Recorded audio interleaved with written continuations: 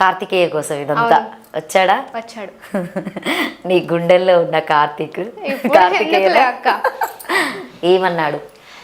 ఏమన్నాడంటే కనుక ఇప్పుడు మనం అన్ని చెప్పలేం కాబట్టి. ఎలా కలిసింది అసలు మీ పరిచయం? అంటే తనకు కూడా గత జన్మ జ్ఞాపకాలు ఉన్నాయని చెప్తున్నావు నువ్వు మేమంతా ముందు చూసినటువంటి ఇంటర్వ్యూస్లో. అంటే నిన్ను ఎట్లా కాంటాక్ట్ చేయడం జరిగింది? ముందు నన్ను అన్ని చోట్ల వెతికాడంట, నాకు కూడా తెలియదు. ప్రతి చోట మేమున్న సైట్ కూడా వచ్చాడంట. బట్ కరెక్ట్ సిచ్యువేషన్ మాకు తగలలేదు, మీట్ అవ్వలేకపోయాం. తర్వాత వచ్చేసి కాలేజీలో వెతికాడంట, ఊర్లోకి వచ్చాడంట. ప్రతి చోట స్టడీ ఏమైనా చదువుకుంటుంటే కాలేజీలో దొరుకుతుందని చెప్పేసి అక్కడే ట్రై చేశాడు. ప్రతి చోట ట్రై చేశాడు, బట్ నేను దొరకలేదు. నెక్స్ట్ వచ్చేసి ఇంటర్వ్యూ చూసిన తర్వాత ఫోన్ చేశాడు, కానీ తను నాకు చెప్పలేదు. తను నాకు కనపడడానికి కొంచెం రోజులు టైం తీసుకున్నాడు. తను నాకు చెప్పలేదు. నా అంతకు నేను తెలుసుకోవాల్సి వచ్చింది.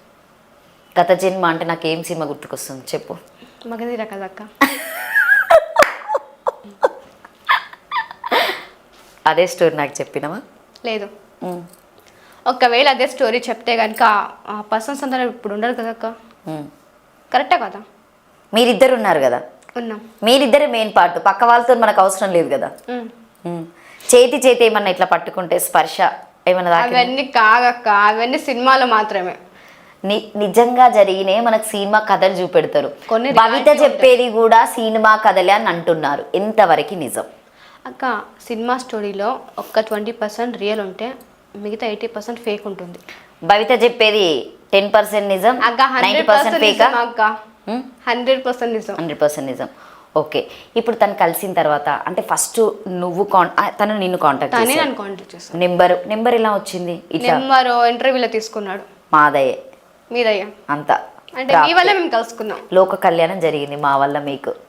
అంటే పెళ్లి కాకపోయినా కూడా మనసులు కలిసాయి అనుకోవచ్చు మీ ఇద్దరికి. ఇప్పటికి అలానే ఉందా మీ బంధం? అలాగే ఉంది. నాగబంధం అది ఎప్పటికీ పోదక్క. మరి ఆయనకి భవిత మీద ఎలాంటి ఏం లేవా? ఉన్నాయి. కేరింగ్, పట్టించుకోవడం చాలా ఫుల్ గా ఉంది. ఏమన్నాడు భవిత ఫస్ట్ నేను చూడగానే? ఫస్ట్ చెప్పలేదు, తను నాకు చెప్పలేదు. ఏమని పిలిచావు నువ్వు అతను పిలవడం? ఇప్పుడా వాస్తవానికి ఇప్పుడు నేను సార్ అని పిలుస్తున్నా.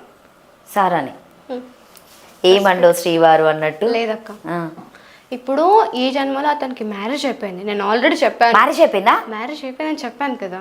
మ్యారేజ్ అయిపోయింది. ఏంటంటే ఇప్పుడు తను ఇంకొకరికి సొంతం. మనం అలా అనుకోకూడదు. మరి ఎట్లా ఫీల్ అవుతున్నావు? అన్నయ్య ఇలా ఫీల్ అవుతున్నావా? నో మరి అంతేం లేదు. ఇప్పుడు ఆ జన్మ సంబంధం ఇప్పుడు గుర్తుంది, మనం ఏం మార్చలేం. అలా అని చెప్పేసి మనం ఇంటర్ఫేర్ కాలేం కూడా. బాధపడుతున్నావు భవిత? నీ ఫేస్లో తెలిసిపోతుంది, కళ్ళల్లో నీళ్ళు కూడా వచ్చేస్తున్నాయి. అయ్యో బాబాయ్, అదైనా ఫీలింగ్ ఉంటుంది కదా. అంటే నాగబంధం అనేది ఎవరు కూడా విడగొట్టలేనటువంటి బంధం అని మనం కథల్లో విన్నాం, చూడలేదు. అసలు జనరల్గా పెద్దవాళ్ళు చెప్తేనే మనకు తెలుస్తుంది. అది కూడా పురోహితులు, పెద్దవాళ్ళు. అలాంటి బంధాన్ని ఇంకొకరు వచ్చి పెళ్లి చేసుకున్నప్పుడు భవిత ఎట్లా భరిస్తుంది? ఇప్పుడు ఉన్నటువంటి భవిత, ఇక్కడ కూర్చున్నటువంటి భవిత భరించడం అంటే ఏం చేయలేం. ఎందుకంటే కనుక అతనికి గుర్తున్నా సరే చిన్నప్పటి నుంచి అతను లైక్ తీసుకున్నాడు ఫస్ట్ అయితే కనుక. తర్వాత చిన్నగా అతనికి గుర్తుకు రావడం వల్ల అప్పుడు ఫీల్ అయ్యాడు, అయ్యో అనవసరంగా మ్యారేజ్ చేసుకున్నాను అప్పుడు ఫీల్ అయ్యాడు. నీకంటే ఎన్ని ఇయర్స్ పెద్ద తను? నాకు తెలిసినంత వరకు అయితే ఒక 20 అట్లా అనుకుంటా. 20 years. నీకు ఆయనకి 22 సంవత్సరాలు తేడు ఉంటుంది మ్యాక్సిమం కావచ్చు. అవును. ఈ విషయాన్ని బట్టి నేను భవిత వీడియోలో వీళ్ళ ప్రియుని చూసిన, అది కూడా మీకు నేను చెప్తా తర్వాత. నాకు అర్థమైన విషయాన్ని బట్టి భవిత వీడియోస్ అన్ని చూసిన విధానంలో భవిత రివీల్ చేసింది, బట్ ఎవరికి తెలియదు. బట్ అది నాకు ఒక్కరికి తెలిసిందని నేను అనుకుంటున్నా. భవిత నిజమా కాదా?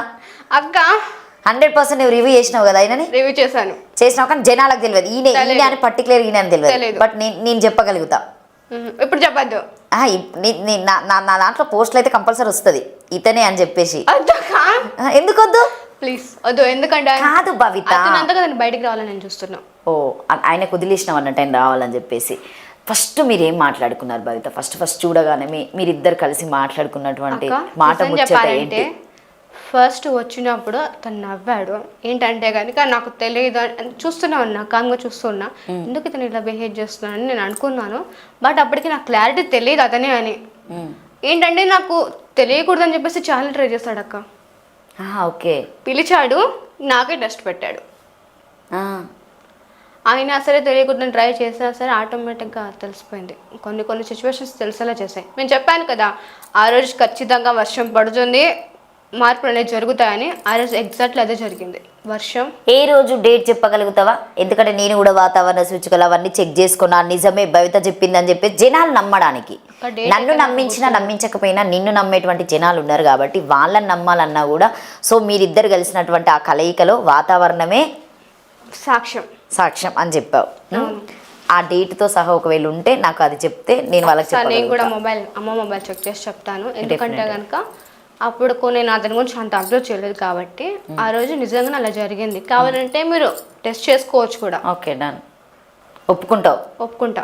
నేను చెప్పింది ఆల్రెడీ జరిగింది. ఇప్పుడు ఆయన నిన్ను అట్లా చేసి నిన్ను టెస్ట్ చేసిన తర్వాత మొదటిగా మీరు ఏం మాట్లాడుకున్నారు అసలు మీ గత జన్మ గురించి? ముందు నేను గట్టిగా అడిగాను, ఎందుకంటే కనుక నువ్వు ఎందుకు నాకు తెలియకుండా చేయాలనుకున్నావు? నాకు తెలియకూడదని ట్రై చేశాడు. తెలియకోకుండానే తన పని తను చేయాలనుకున్నాడు. నేనని చెప్పకోకుండానే వచ్చిన కార్యం నెరవేర్చాలని చూశాడు అక్క. ఓహో, నీకు ఎలాంటి ఇబ్బంది లేకుండా ఆయన ఒక్కడే చేసుకుని ఆయన వెళ్ళిపోవాలని? అలా కాదు, మేమిద్దరం కలిసి చెయ్యాలని సపోర్ట్ చేస్తాడు, కానీ తనని చెప్పడు. అలా చేస్తాడనమాట. ఆయన రియల్ పేరేంటి ఇప్పుడు ఉన్నటువంటి జన్మలో?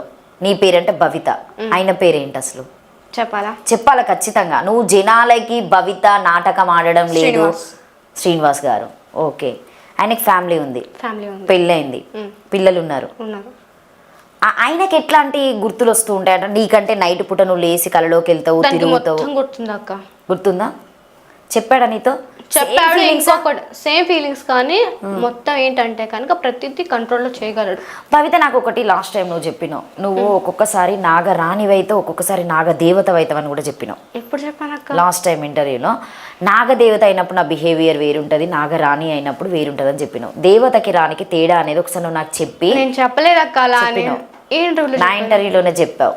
ఎక్కడ అంటే నేను ఏమంటున్నానంటే గత జన్మలో నేను ఇలా ఉండేదాన్ని, తర్వాత రాణి జన్మలో ఇలా ఉండేదాన్ని చెప్పాను, కానీ నాగరాణి అని చెప్పాను, కానీ దేవత నేను ఎక్కడ చెప్పలేదు. నాగరాణి అని చెప్పినప్పుడు ఈయన నాగదేవుడా? నాగరాజు. దేవుడా అని ఎందుకు లెక్క? నాగరాజు నాగరాణి అంతే. ఇప్పుడు మీరు గత జన్మలో దేవుళ్ళు అయినప్పుడు ఇప్పుడు మేము ఉన్నటువంటి దేవుళ్ళని అయితే పూజిస్తున్నాం కదా, అదే రెస్పెక్ట్ కొద్దిగా మేము ఎందుకు అడుగుతున్నాం అంటే, ఆ టైంలో మీరు సేమ్ ఇట్లనే అంటే మీరిద్దరు లవర్స్ లాగానే ఫీల్ అయ్యి పెళ్లి చేసుకోవడము, అంటే ఒక సమస్య గురించి మీరు అక్కడ ఏమైనా పోరాటం చేయడం జరిగిందా అప్పుడు ఉన్నటువంటి కాలంలో? అంటే కనుక కొన్ని విషయాలలో కొన్ని వాటికి కాపాడడంలోనే చనిపోయాం అక్క. ఏమేం కాపాడారు మీరిద్దరు కలిసి? అంటే అప్పుడు ఉన్నటువంటి సిచ్యువేషన్లో కొన్ని టెంపుల్స్ కాదు భవిత, ఒకటి గుర్తుపెట్టుకో, ప్రతిదీ నేను రివ్యూ చెయ్యా, నాకు ఏం తెలియదు, నా మాటలతోనే జనాలు రావాలంటే జనాలు నిన్ను ఎట్లా నమ్మొస్తారు, నీకు ఎట్లా సపోర్ట్ చేస్తారు? ఇది ఉంది ఖచ్చితంగా అని చెప్తేనే కదా ఒక మనిషి నీకు సపోర్ట్ చేస్తారు. ఇప్పుడు లావణ్యకి ఇంటర్వ్యూ చేస్తుందంటే లావణ్యకు సపోర్ట్ చేయాలి, సో శివ స్టూడియో నుండి మేము రావాలి అని అంటే నువ్వు బరాబరి కుల్లం చెప్తేనే కదా ముందుకు వస్తారు. ఒక వస్తువు కోసం అనేది దాన్ని కాపాడే ప్రయత్నంలోనే నా మరణం కానీ తన మరణం కానీ సంభవించింది. ఏది అడగకుండా మరణం ఒక్కటి చెప్పినవా? కాదక్క, మెయిన్ ఒక వస్తువు కోసమే జరిగింది అక్క. ఒక వస్తువు కోసం అంటే అది ప్రపంచంలోనే చాలా విలువైనది. ప్రపంచంలో నాకు విలువైనది ఏమీ లేదనిపిస్తుంది ఎప్పుడు. లేదక్క, ప్రపంచంలోనే ప్రతి ఒక్క దానికి ఒకటి అనేది ఉంటుంది. ఇప్పుడు కాలచక్రం ఎలాగో అది కూడా అలాగా. భవితకి ఏముంది ఇప్పుడు? భవితకి ఏముంది ప్రజెంట్? అంటే భవితకి ఏముంది ప్రజెంట్ అంటున్నా? ఏం లేదు. ఏ గోల్ లేదా నీకు? గోలా ఇదొక్కటే గోల్. ఏదో ఒకటి టెంపుల్ గోల్. వీటి కోసం ఫైట్ చేయడం ఇంకో అనేది లేదు. సెకండ్ థింగ్ ఏం లేదక్క. ఇప్పుడు మొత్తానికి టెంపుల్స్ అన్ని తిరుగుతున్నావు. తను కూడా వస్తున్నాడా? శ్రీనివాస్ గారు కూడా రావడము నీతో తిరగడం చేస్తున్నాడా, లేకపోతే నీ అంతటా నువ్వు వెళ్తున్నావు? ప్రతి టెంపుల్కి ఇప్పుడు నువ్వు వెళ్ళినా 2 టెంపుల్లకి తను రావడం జరిగింది. సో ఎట్లా అంటే నీ మీద ఎట్లాంటి ఫీలింగ్స్ చూపెడతాడు ఆయన? చాలా కేరింగ్గా ఉంటాడు. ఎవరైనా అంటే ఒప్పుకోడు. మళ్ళా వచ్చేసి ఏంటంటే కనుక తను చెప్పిన మాట, ఇప్పుడు నా మీద ఎవరైనా కోపం చూపించారనుకోండి, ఆటోమేటిక్గా తనకి ఇంకా కోపం వచ్చేస్తుందని ఏమని అంటుంటే. నీ మీదే ఇంత కోపం వస్తుంది? గత జన్మలో ఉన్నటువంటి మీ నాగబంధానికి అంటే నన్ను ఏమని అంటుంటే కనుక తను బాగా రియాక్ట్ అవుతున్నాడు. ఇప్పుడు ఉన్నటువంటి వాళ్ళు ఆవిడ అంటే ఎంత రియాక్ట్ కావాలి మరి? అవ్వాలి. అదేమన్నా నువ్వు ఆలోచిస్తావా? అందుకే కదక్క నా మీద ఇంత కేరింగ్ చూపెడుతున్నారంటే వాళ్ళకి తెలియదు అక్క. ఫ్యామిలీకి తనకి తెలియదు, ఒక్కటి తెలియదు అక్క. అసలు ఏం చెప్పలేదు. అయినా కూడా నీలాగానే ఇబ్బందులు ఉంటాయి భవిత, ఎందుకంటే నువ్వు లాస్ట్ టైం చాలా నేను ఇబ్బంది చాలా ఉన్నాయి అక్క, నాకన్నా డబల్ ఉన్నాయి తనకి. నీకు మరకలు అవన్నీ గీతలు కూడా అప్పుడు నాకు చూపెట్టినావు, మీరు వెళ్తూ ఉంటే దారి మధ్యలో ఏమేమో ఉంటాయని చెప్పేసి. నిజంగా భవిత పాములాగా మారుతారా మీరు? అది అనేది ఆత్మ అక్క, అలా అవుతుంది ఒక జన్మలో అనేది. అంటే కనుక పాము మనిషి అనేది రెండు ఉంటుంది. ఇప్పుడు ఏ రూపం కావాలంటే ఆ రూపం ధరించగలరు. అంటే ఇచ్చాసరే నాగిని అంటారు కదా, వాటి శక్తుల కోసం చాలా తపస్సు చేయాలి. భవిత ఈరోజు ఎంతమంది పాములను తీసుకొచ్చింది మా శివ స్టూడియోకి? కానీ నేను ఎప్పటి నుంచి చెప్తున్నాను కదా, ఇద్దరు ఎక్కువ లేరక్క. నీకు ఆల్రెడీ అన్నింటికి మీ మమ్మీ కూర్చుంటుంది, మీ మమ్మీ వస్తుంది పోతుంది. ఇప్పుడు ప్రత్యేకంగా నీ లవ్వరు మీ నాగరాజు శ్రీనివాస్ అలియాస్ అయినా ఉండంగా నీకు ప్రత్యేకంగా మళ్ళీ 2 పాములు ఎందుకు వస్తున్నాయి? అతని పవర్ అనేది తను నాకేం కాకోకుండా ప్రొటెక్షన్ వేశాడు, కాదనట్లేదు. ఏంటంటే కానీ ఇవి కూడా ఉన్నాయి, ఉంటాయి కాబట్టి. ఏం చేస్తున్నాయి ఇప్పుడు ప్రజెంటా? ఏం చేయటం చూస్తున్నారు అంతవరకు. నిన్న నిన్నే కెమెరాలనా? కెమెరామ్యాన్నా?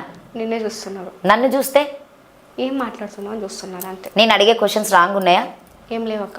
మీరందరు కలిసి జనాలను బురిటి కొడుతున్నారు, పిచ్చోళ్ళని చేస్తున్నారు అంటే భవిత ఏం ఆన్సర్ చేస్తుంది? పిచ్చోళ్ళని చేస్తా నాకేం వస్తుంది అక్క, నేను ట్రూ మాట్లాడుతున్నాను. కానీ భవితను ఒప్పుకోవడం లేదు కదా జనాలు. ఒప్పుకోవడం లేదంటే కనుక ఇప్పుడు మీరు నన్ను టెస్ట్ శ్రీనివాస్ని ఎప్పుడు తీసుకొచ్చి జనాల్లో నువ్వు ఇతను మేమిద్దరం నిజంగానే దైవ కార్యక్రమానికి మేము నిజంగానే ఉన్నాము అని భవిత ఎప్పుడు ప్రూవ్ చేయగలుగుతుంది?